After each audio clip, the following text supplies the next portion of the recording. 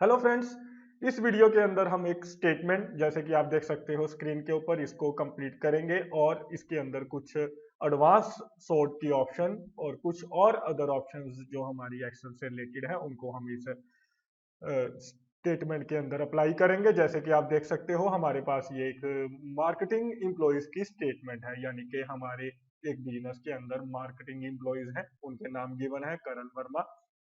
ये हमारे बिजनेस की मार्केटिंग करते हैं। ये इनके कोड गिवन है, जैसे कि आप देख सकते हो कोड 45003 करण वर्मा का और लोकेश गोयल का 5400-GT। तो ये इनके कोड है।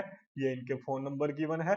टोटल आइटम गिवन, इनको आइटम दी गई है सेल करने के लिए, यानी कि करण वर्मा को 50 आइटम्स दी गई हैं, लोकेश गोयल को 120 आइटम्स, जतिन गुप्ता को 30 आइटम्स, तरुण को 20 आइटम्स दी गई हैं सेल करने के लिए। एरिया विजिट इन्होंने, जैसे कि करण कुमार ने 3 एरियाज के अंदर जाकर सेल की है, अपनी आइटम को सेल किया है। लोकेश गोयल ने 15 अलग अलग एरियाज के अंदर अपनी आइटम्स जाकर सेल की है।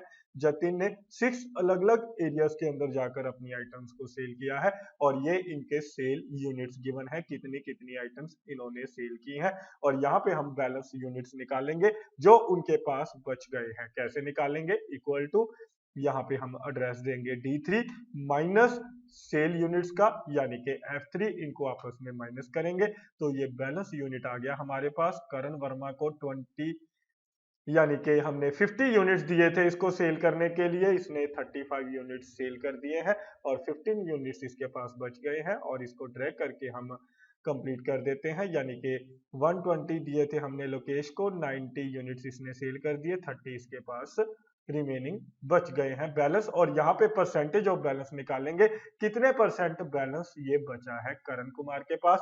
तो ये फॉर्मूला लगेगा यहाँ पे, जितने यूनिट इसके पास बैलेंस बच गए हैं, यानी कि G3 डिवाइडेड बाय टोटल जितने हमने इनको दिए थे, यानी कि D3, ये हम निकालेंगे तो ये 30% इसके पास यूनिट बच गए हैं। तो इस तरीके से हमने ये परसेंटेज निकाला है और इसके बाद हम इसको ड्रैग करेंगे नीचे की तरफ, तो ये हमारे पास सभी की परसेंटेज निकल आई है, यानी कि लोकेश कुमार 25%।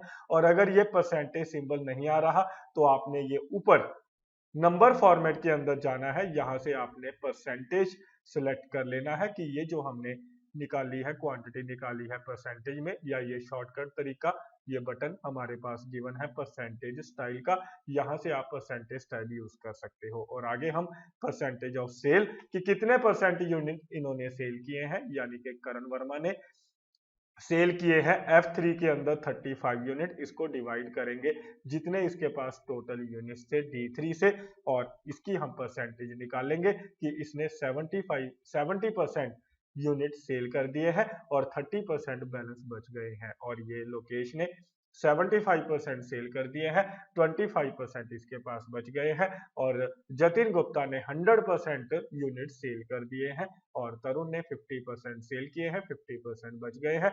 तो ऐसे हमने ये स्टेटमेंट को कंप्लीट कर लिया है। अब हम इस स्टेटमेंट को, पूरी स्टेटमेंट को, जैसे कि आप देख सकते हो मैंने सिलेक्ट कर लिया है, हम इसके ऊपर आगे सॉर्ट कमांड का यूज करेंगे। तो कस्टम सॉर्ट के अंदर हम जाएंगे और हमने कोड के बेस पे, यानी कि ये जो हमारे पास कोड है, हमारे पास ये इंप्लॉइज के कोड है, इसके बेस पे हम ये इंफॉर्मेशन को सॉर्ट करेंगे। तो ओके करेंगे हम। जैसे ही आप ओके करोगे तो आपके सामने ये एक एडवांस सॉर्टिंग की वार्निंग आ गई है। ये हमसे कह रहा है कि ये जो कोड है इसके अंदर आप देख सकते हो नंबर भी डाल रखे हैं हमने, जैसे 45003 5400-GT। तो ये जो 5400-GT है ये एक टेक्स्ट की तरह है, ये एक टेक्स्ट है, लेकिन जो ये 45003 है ये एक नंबर है, इसको क्या बोलेंगे? नंबर।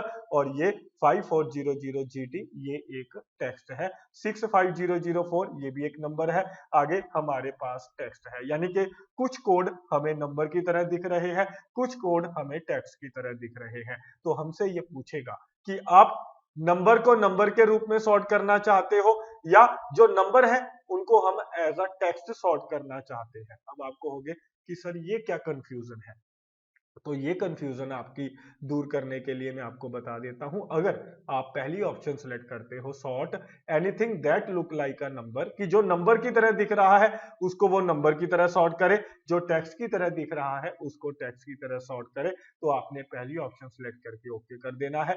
तो आप देखोगे जो नंबर है उसने पहले उनको सॉर्ट कर दिया है, जैसे 45003 65004, यानी कि असेंडिंग ऑर्डर के अंदर, ए टू जेड ऑर्डर के अंदर। और उसके बाद उसने सॉर्ट किया है टेक्स्ट को, जैसे 5400 7400 7890, यानी कि जो नंबर छोटा है वो पहले, उसके बाद 7400 ये उससे बड़ा 7890, और उसके बाद उसने जो टेक्स्ट पहले आता है, यानी कि एफ एफ ये टेक्स्ट है, जी जी ये टेक्स्ट है, उसके बाद उसने टेक्स्ट को सॉर्ट किया है, यानी कि पहले नंबर्स को, फिर नंबर और बाद में जो टेक्स्ट है उसको सॉर्ट किया है, और फिर जो टेक्स्ट पहले आता है नंबर बाद में आते हैं, पहले उसने टेक्स्ट को यानी कि एफ एफ जी जी इसके बेस पे सॉर्ट किया है। तो ये सॉर्टिंग कहलाती है। अगर आप नंबर के बेस पे सॉर्ट करते हैं, कोड के अंदर जाके ओके करोगे तो ये आपसे ऑप्शन पूछेगा। जब आपके कॉलम के अंदर नंबर्स भी होंगे, टेक्स्ट भी होगा, जिसमें टेक्स्ट बाद में है नंबर पहले, या टेक्स्ट पहले है नंबर बाद में, तो इस तरीके से जैसे मैंने आपको अभी बताया वैसे सॉर्ट करेगा। लेकिन अगर आप ये जितने भी नंबर्स हैं, चाहे पहले नंबर्स हैं फिर टेक्स्ट है फिर नंबर्स हैं, अगर आप जो देख रहे हो, अगर आप चाहते हो ये जो नंबर्स हैं इसको ये एज अ टेक्स्ट ट्रीट करे, तो ये देखिए लिखा हुआ है sort numbers and numbers stored as text separately, ये इनको टेक्स्ट को सेपरेटली ट्रीट करे। तो उसके बाद अगर आप ओके करोगे तो ये देखिए ये सारे जो नंबर और टेक्स्ट है, नंबर और टेक्स्ट है, इनको सेपरेटली मानकर, इनको एज अ टेक्स्ट मानकर सॉर्ट करेगा, यानी कि पहले 45003, फिर 4 के बाद आता है 5 5400 जीटी, फिर 5 के बाद आता है 6 6 के बाद आता है 74 74 के बाद 78, और 78 के बाद 87, और उसके बाद इसने सॉर्ट किए हैं टेक्स्ट को, यानी कि जिसमें आपने टेक्स्ट पहले रखा है। यानी कि अगर आप ये सेकंड ऑप्शन यूज करते हो तो ये पहले नंबर को एज अ टेक्स्ट ट्रीट करते हुए जो नंबर्स हैं और टेक्स्ट उनको यानी कि सॉर्ट करेगा, और एंड में जहां पे आपका टेक्स्ट पहले है नंबर बाद में है, जैसे कि ये कुणाल देख सकते हो एफ एफ 45 जी जी 56, तो ये इनको बाद में सॉर्ट करेगा। तो आपको जो मैंने सॉर्टिंग का फंडा बताया ये ध्यान से समझिएगा, कैसे इसने सॉर्ट किया था, पहले केस में सभी नंबर्स को, फिर नंबर और टेक्स्ट को, और फिर टेक्स्ट और नंबर को, ठीक है। और इस केस के अंदर इसने नंबर्स और जो नंबर टेक्स्ट की तरह दिख रहे हैं उनको सेपरेट मानते हुए सीरियल ऑर्डर में सॉर्ट किया है, यानी कि नंबर्स और टेक्स्ट को ये इकट्ठा सेपरेटली मानकर 4 5 फिर 5 4 6 5 ये इस तरीके से असेंडिंग ऑर्डर में सॉर्ट कर रहा है, और एंड में जाके इसने टेक्स्ट जो पहले आ रहा है उसको सॉर्ट किया है। तो ऐसे आपने थोड़ा सा ध्यान देना है सॉर्टिंग के ऊपर। और इसके बाद अगर आप चाहते हो फाइंड ऑप्शन के जरिए कोई, आप मान लीजिए अपनी इस स्टेटमेंट के अंदर कोई फोन नंबर फाइंड करना चाहते हैं, तो आप फाइंड के अंदर जाकर फाइंड ऑप्शन पे क्लिक कीजिए, या आप शॉर्टकट की है इसकी कंट्रोल एफ, अगर आप प्रेस करोगे तो आपकी ये फाइंड की विंडो ओपन हो जाएगी। यहाँ पे जो भी नंबर आपने फाइंड करना है, जैसे मुझे एक मोबाइल नंबर फाइंड करना है 80006-50005, तो कुछ भी आपने अपनी रिपोर्ट के अंदर फाइंड करना हो तो बहुत ही पावरफुल ऑप्शन है फाइंड, इसके ऊपर क्लिक कीजिए तो आपका कर्सर जो होगा, ये देखिए एक्टिव जो सेल होगा, डायरेक्टली आपका कर्सर उस एक्टिव यानी कि सेल को एक्टिव कर देगा, जिस सेल के अंदर आपका वो नंबर लिखा हुआ है 80006-50005, तो इसके ऊपर डायरेक्टली मूव करके जंप करके आपका कर्सर चला जाएगा। तो मेरे ख्याल से आपको समझ में आया। ऐसे ही अगर आप कोई नंबर चेंज करना चाहते हैं, जैसे आपके ये इंप्लॉई के नंबर हैं, इनमें से किसी इंप्लॉई का नंबर आप चेंज करना चाहते हो तो आपने कंट्रोल आर का प्रेस यूज करना है, यानी कि कंट्रोल, अभी हम देख लेते हैं इसकी शॉर्टकट की क्या है, वो बाद में देख लेंगे। फिलहाल अभी आप देखिए रिप्लेस कमांड का हम यूज करेंगे।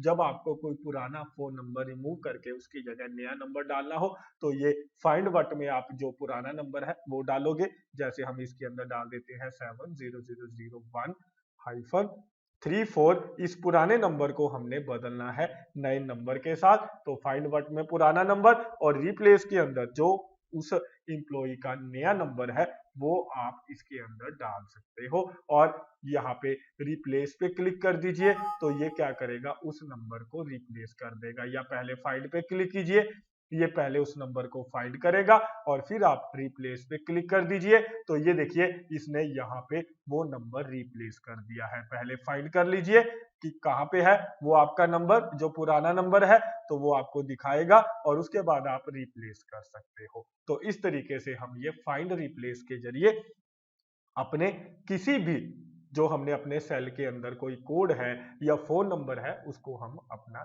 चेंज कर सकते हैं। तो बहुत ही पावरफुल कमांड है ये फाइंड और रिप्लेस की। तो मेरे ख्याल से आपको ये ऑप्शन समझ में आ गई होगी कैसे हम अपनी रिपोर्ट बनाते हुए इन ऑप्शन का यूज करते हैं। एडवांस सॉर्ट भी समझ में आया और आपको ये ऑप्शन भी समझ में आ गई है। और इसके बाद हम एक चार्ट ड्रॉ करेंगे, यहाँ पे नेम सेलेक्ट करेंगे और हमने ये बैलेंस परसेंटेज को सिलेक्ट करना है। हमें एक चार्ट बनाना है नेम के बेस पे और हमने कंट्रोल प्रेस किया, परसेंटेज ऑफ बैलेंस का ये हमने कॉलम सेलेक्ट किया। इसके बेस पे हम चार्ट बनाएंगे। इंसर्ट के अंदर जाएंगे हम और यहाँ पे हम एक बार चार्ट इसका ड्रॉ करेंगे। तो आप बार चार्ट ड्रॉ कर सकते हो।